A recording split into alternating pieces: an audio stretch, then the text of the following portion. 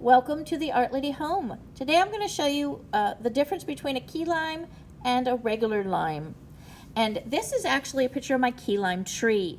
Now when I planted it, the arrows are pointing to the little tiny stick with about 3 little stems coming off of it. That tree I planted about 6 years ago. And you can see in the video that the lime actually package is still on the tree. So it was relatively very small when I planted it. And in just 6 years, it's about 6 feet tall and probably 6 to 8 feet wide. It's really huge. It's grown really well for me. And here is the key limes that I picked off my tree today. And you can see the largest one here is almost 1 3/4 inches. So they're pretty small. They're a lot smaller than a regular lime.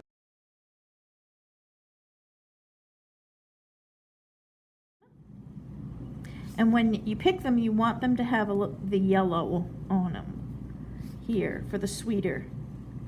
If you pick them when they're a little green, then they're not as sweet. They're still sweeter than a regular lime though. And then this is what it looks like when I cut it open. And the one on the top, I've squeezed some of the juice out. I use them all the time just in water. I squeeze them right into my water bottle. Here. Now I'm going to show you the difference between the key lime and a regular lime. So here's the difference. And this seems to be a smaller version of a regular lime right here. So you can see there's considerable difference in size. And I prefer the key lime as far as taste goes, because like I said, this is a little bit sweeter and this is more bitter. And this could be bitter because this was a commercial one. And when they pick them to sell in the supermarkets, they pick them a little bit before they're actually really ripe, so that when you get them in the supermarket, they're not, overripe. That's one thing that's beneficial about growing your own citrus. You can pick it when you want to. But I'm going to cut them open and show you the difference. And here's the key lime on the inside. And the key limes are really juicy if you've kept them on the tree until they're ripe. You can see when I cut it open, it just kind of exploded here. And there's a few seeds. And then here is the regular lime. And I'll just show you as a comparison. Key limes have very, very thin skin and almost no pith, which is the white part. And of course your regular limes are a little bit thicker skinned.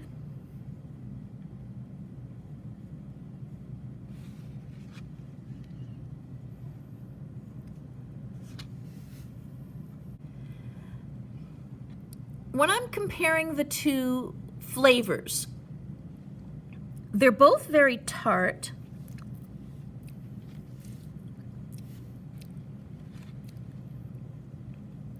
They have a similar tartness to them, but the key lime has a much stronger flavor of lime coming through.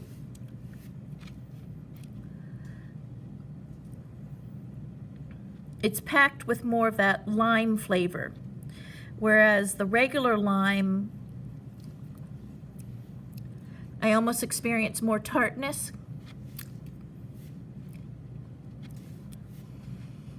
than a flavor. So with the key limes, they're a little bit more flavorful than a lime.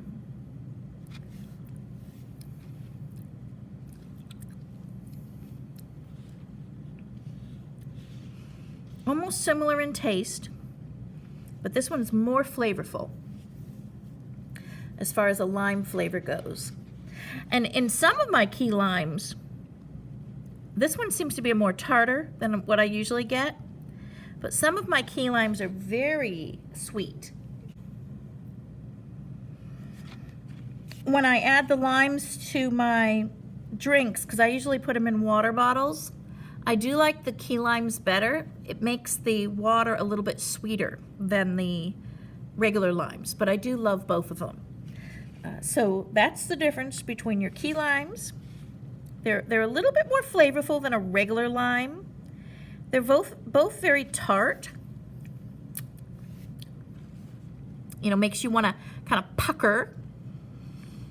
It gives your tongue a little dry aftertaste, although the key lime is less dry than a regular lime as far as the dryness in your mouth. But I enjoy growing key limes.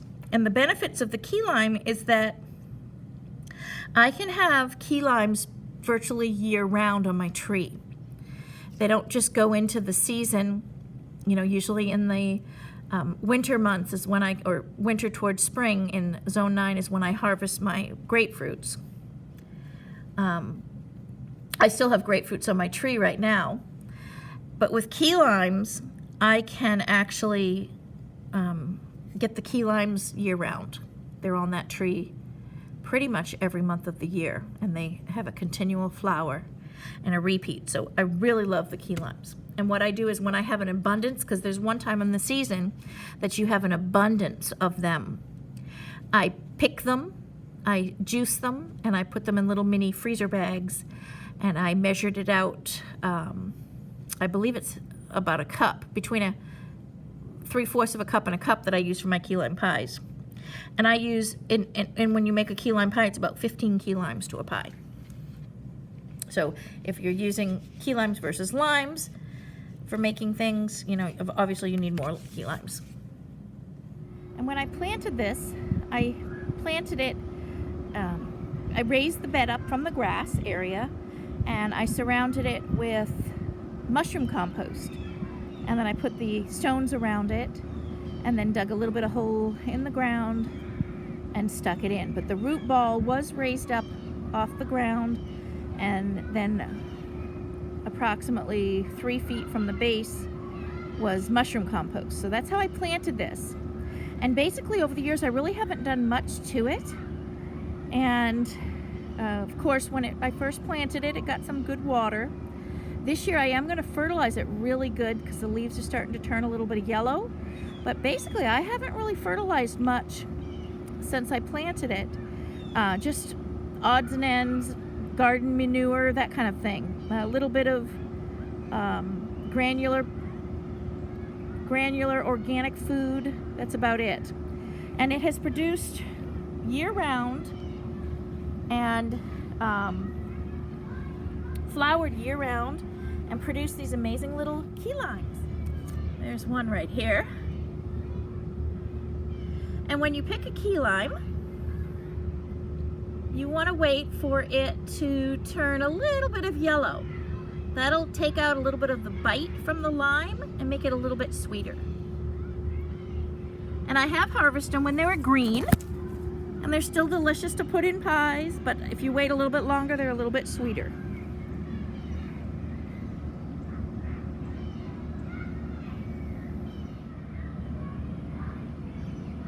Here are the little buds forming. So we're going to have flowers probably in a week.